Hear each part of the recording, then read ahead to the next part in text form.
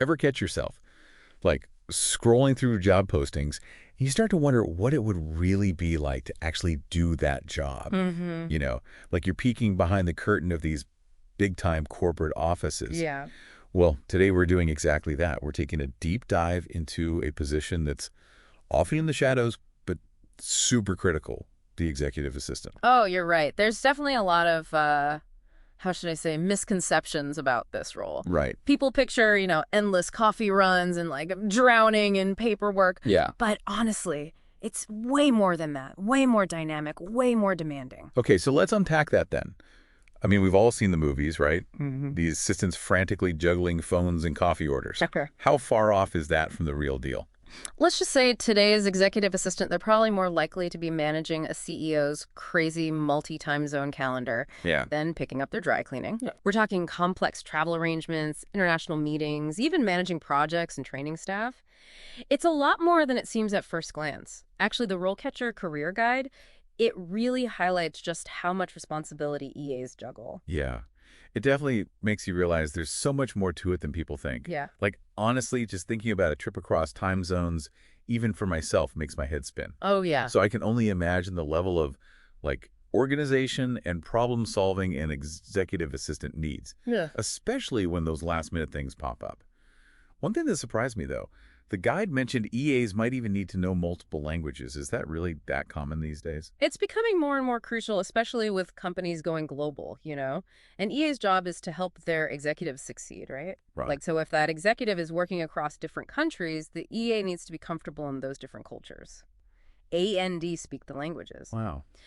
The guide also pointed out that even with all the technology, the job market for EAs is actually pretty stable, like around 3% growth, which is interesting. That is interesting. You'd think with all the digital tools, a role focused on organization and communication might be shrinking. What do you think that says about the value of actual human skills in this line of work? It shows you can't automate everything. Technology can handle certain tasks, sure, Right. but it's the human touch, those soft skills, adaptability, emotional intelligence, that nuanced communication, those are becoming even more essential. Yeah. Especially in high-pressure situations where relationships really matter. Like, you think about it, you could probably program a bot to schedule meetings, but could it handle a tough negotiation or know what a client needs before they even ask? I don't think so. That's such a good point. So it takes a special kind of person to really excel in this role, right? Ultimately. So let's talk about who thrives in that type of environment. The RoleCatcher guide, it also maps out some career paths for EAs going from entry level all the way up to executive assistant manager. But before we get into all that, I'm curious, what are some of those personality traits that make someone a great EA? Well, you have to be able to handle the pressure, that's for sure. Right. You're dealing with demanding people, juggling a million things at once, always putting out fires. The best EAs, they actually thrive on that. They bring order to the chaos. It's like they're the eye of the storm, staying calm while everyone else is freaking out. Right. That's the kind of composure you need to be successful. So if you're someone who likes to solve problems, enjoys a fast-paced environment, and gets satisfaction from making sure things run without a hitch, well, this could be the perfect fit. It's like you're the person behind the scenes making sure everything comes together perfectly. Yeah. And the guide mentions this potential career path, right? Yeah. Starting at the entry level Mm-hmm. and working your way up to executive assistant manager. Yeah. So let's say you have the personality for it. What does that climb to the top actually look like? Is that typical or is that like a best case scenario? It's definitely doable, but like any career, it takes dedication and it takes, a plan. The specific titles, they might change from company to company, but that upward trajectory, that's definitely there. There's a section in the guide, Advancing Your Career, that talks about this. And one of the biggest takeaways for me was how crucial it is to never stop learning. Mm-hmm. So you're already good at multitasking, you're organized, but what if you add in formal project management skills or you really understand financial management? Right. Those are the types of things that can take you from just supporting to leading. So it's like going from conducting the orchestra to composing the entire symphony. Exactly. The guide also mentions networking and professional groups, which is interesting for EAs. Yeah. What's your take on that? How does someone who's new to this field start building those connections? No, that's huge. It's more than just networking. It's about building a support system. Right. You're creating this network of people you can go to for advice, for mentorship, maybe even for your next job opportunity. Right, right. The guide actually specifically mentions the International Association of Administrative Professionals.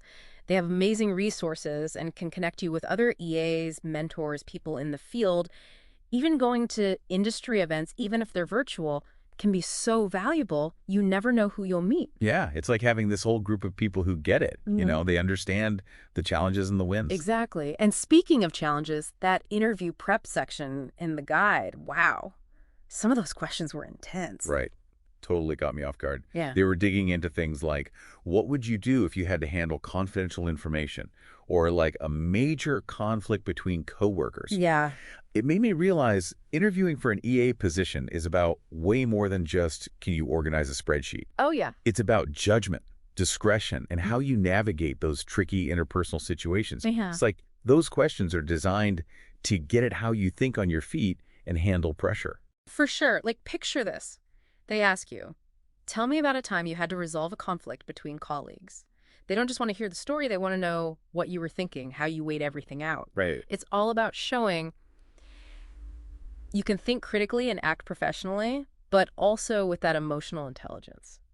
So you really have to be prepared. Like not just knowing what you do, but why. Exactly. The guide also mentioned RoleCatcher Ace your interviews and RoleCatcher Streamline your job search, which seems super helpful. What do you think? Are those worth checking out? Totally. It's like having your own career coach right there on your phone. They give you tips for everything your resume, those behavioral interview questions, all of it. So we've gone from busting those executive assistant stereotypes to really understanding what the job's all about. We even mapped out a potential career path. Mm-hmm.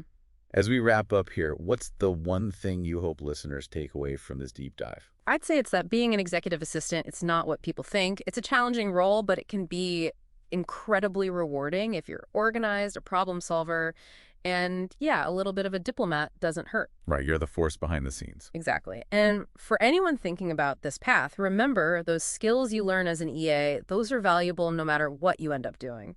So true. Well, before we go, I want to leave our listeners with something to think about. Imagine you're creating the perfect executive assistant job ad. What qualities are at the top of your list? Give it some thought. Maybe even talk to someone you know who does this kind of work. Until next time, keep diving deep.